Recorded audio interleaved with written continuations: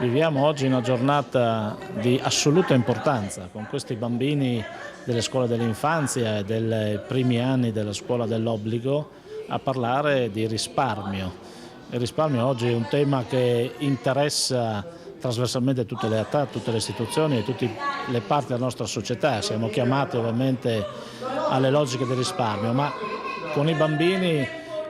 portare il messaggio del risparmio, che non è solo il risparmio della monetina nel salvadanaio, che è già un insegnamento importante per far capire a loro la necessità di pensare al proprio futuro, prima che al futuro della società nel complesso,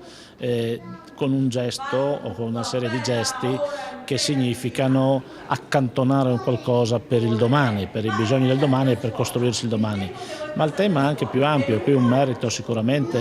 alla scuola, agli insegnanti, alla dirigente scolastica, che al tema del risparmio associano in questo percorso più ampio della settimana di attività, associano il tema del risparmio in generale, cioè della preservazione dell'ambiente, del risparmio dell'energia, del risparmio del consumo,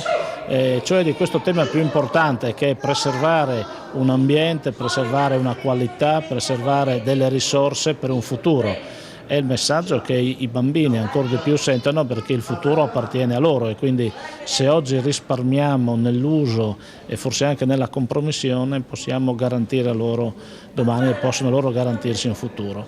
Credo che questo sia un messaggio universale, importante. La giornata del risparmio è importante per quanto riguarda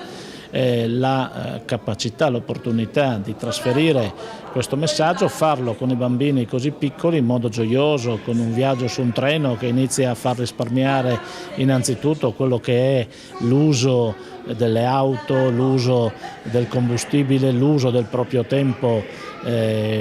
magari impiegato per cercare un parcheggio, come giustamente dicevano le maestre, e invece il condiviso nella collettività su un sedile, sui sedili di un treno. Ecco, credo che questo sia il miglior modo per cominciare a diffondere il messaggio, a mantenere una coscienza civica e richiamare un messaggio che oggi contraddistingue la società e i tempi purtroppo di crisi che viviamo, e cioè risparmiare per garantirci e costruire un domani.